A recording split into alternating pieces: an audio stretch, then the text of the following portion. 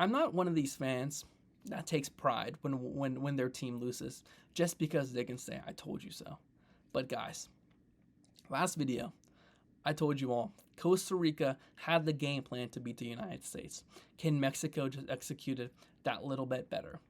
And today, I was proven correct. The United States fall 2-1 to Mexico in the Gold Cup final. My goodness. What a dreadful 90 minutes. It really started with actually pretty positive USA play. 4 minutes in, Sebastian Berhalter kind of heaves the ball into the box. Chris Richards, off of a set piece, header, 1-0, United States go up. And the first thought in my mind was, I wish this could happen about the 80th or 85th minute, not so early into the match. Because from then on, Mexico dominated. And they did that in one key way, and that was attacking down the left flank. And I'm going to try and get a little bit into my tactical bag when I talk about this. Not really, but kind of how Mexico destroyed the U.S. in that first half was, as I mentioned, attacking down the U.S.'s left simply by putting what I call a relay man in and around the box. So they kind of plant a player on the edge of the box around the half circle, and his goal would be every time he'd receive the ball to either look inside for an ongoing Mexican runner or B, just kind of play it back out to the midfield. And 9 times out of 10, he would try and find a pass inside. And for some reason, that just absolutely frazzled the United States because they just had absolutely no answer to that at all. And so when Mexico got their deserved 27th minute equalizer kind of off that style, that relay style that I just mentioned, it was well deserved because Mexico just thoroughly dominated the United States, not only attacking the left flank, but just by isolating the United States attack. And what I mentioned in my last video was that the U.S., they kind of set up in this system where everyone has almost turned their back to the opposition goal to open up a number of these passing lanes. And while at times it can look super nice, it limits down the creativity, especially when this is a U.S. team that's planted so firm into the middle of the box. So what Mexico did a great job of was simply just throwing players in the middle in the middle of the midfield, just to kind of disrupt play. And when they get that, they played back their center backs, they'd maintain possession, and then ultimately kind of find that relay pass. It was that same sequence again, and again, pretty much from the 10th minute up until the end of the first half. We'll just cover the first half for now. And towards the end, probably about the last 90 seconds or so, commentators will say the U.S. kind of created a couple of chances. Not really. All that was Sebastian Berhalter, just lobbed the ball into the box, and it just kind of created this muddle of a play between a USA attack and Mexican defenders, and no one could really get their foot on it. And ultimately, it's not like it led to a goal. But for the first 5 minutes of that half, and for the last 90 seconds of that half, the United States looked okay. But for the majority of that 45 minutes, Mexico consistently killed the U.S. And I heard some of the United States commentators kind of saying, oh, well, for that middle portion, Mexico dominated, but for the rest of it, the United States looked a better team. I'm sorry. Were we watching the same game? Were they watching a replay? I mean, guys, it was the same sequence, down to left flank, hit the relay man, again, and again, and Pochettino just had nothing to change about it. And this is kind of where I have one of my biggest gripes about Pochettino is you're supposed to be one of the world's most elite managers, probably top, 15, 20 managers in the world. I mean, there was a time, like, this guy's managed PSG for Pete's sakes. He's obviously, one of the more highly regarded managers in the world. The United States, with all due respect, is supposed to be a stepping stone for him.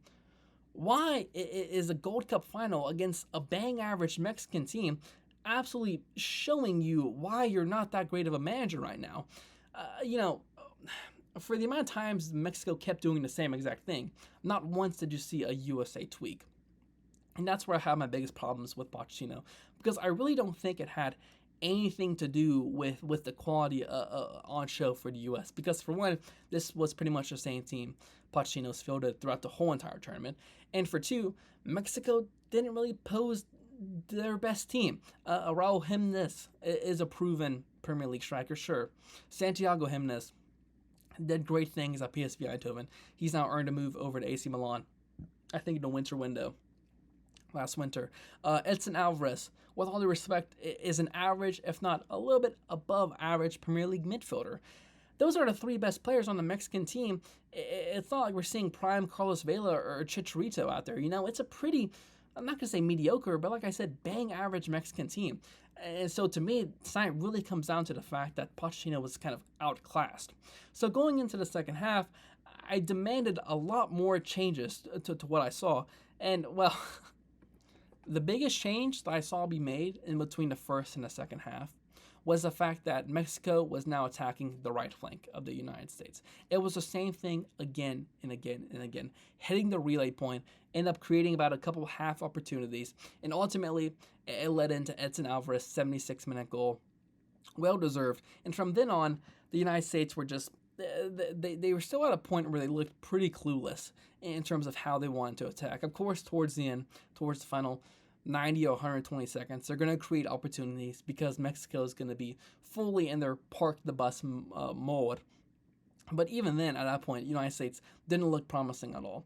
And I've heaped a lot of blame on Pochettino because ultimately I do think that that's where a majority of the problems lie on. But I do think it's fair we talk about some United States players. Malik Tillman, someone that I've heaped a lot of praise on in my other two videos kind of covering the United States because I think he's been a fantastic player both for country and for club for PSV Eindhoven. He didn't really do anything today, in all honesty. He'd kind of get the ball, and he'd be so isolated because there'd be a Mexican defender kind of on his back immediately. He'd have to create some type of flick that ultimately no other U.S. player could read. I saw that happen 5 or 6 times throughout the 90 minutes. Diego Luna, supposed to be one of the promising players of this United States team, scored 2 goals against Guatemala in the semifinal. U.S. people were calling him, a cult hero for the United States. He couldn't create anything. He kind of got isolated in one-on-one opportunities, and he just wasn't there today. Tyler Adams, one of my favorite players in this USA team, by the way, I think is a really good player and should, when he's fully fit, get a lot of minutes for Bournemouth. Didn't really do anything at all. He got dominated in the midfield by Edson Alvarez. Our number 9, Patrick Adjumong, someone who's supposed to be dropping into that false 9 role, linking up play with Luna and Tillman. You would genuinely be forgiven if you forgot that Adjumong played for the United States tonight. It almost felt like at times there was 10 men up there. And a majority of that is simply because, like I mentioned, every single time there was a Mexican player kind of on their back. But at the same time, guys, it wasn't a good performance from anyone from that USA team today.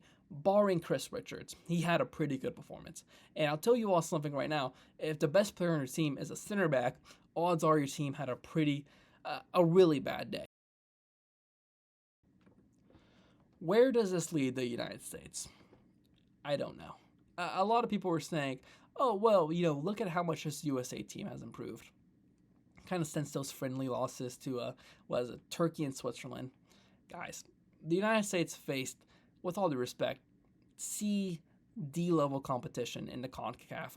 USA played Trinidad and Tobago, Saudi Arabia, Haiti, Costa Rica, Guatemala, and Mexico. And those results were a 4-5-0 win against Trinidad, a 1-0 win against Saudi Arabia, 2-1 against Haiti, 2-2 penalties against Costa Rica, 2-1 against Guatemala, and then 2-1 loss against Mexico. None of those matches, barring one, showed a flex on the scoreboard. When you're playing against these types of teams, despite the quality, if you have a manager like Pochettino and, players the quality of a Tillman, Diego Luna, Tyler Adams, you need to be performing a lot better in this. And heading into the 2026 World Cup, once again, I'm not trying to be a hater. I'd love for the United States to have gone out there and beat Mexico 4-0 today. But as I mentioned in the Trinidad video about a month ago, my energy towards this team has not improved at all. And it's not because of the players. It's not even necessarily 100% because of the manager. It's just this love of the United States soccer has just completely dropped off the map. I think even from the fans today, I mean, maybe I might just be, making a bit of an accusation here, but it wasn't really many points I saw the fans look super excited. And to be fair, they weren't given anything on the pitch to be excited about. Myself, there was a point around the 75th minute, I was almost lulled to sleep there for a second, just because I saw the same thing again and again. ultimately, the World Cup draw starts in December.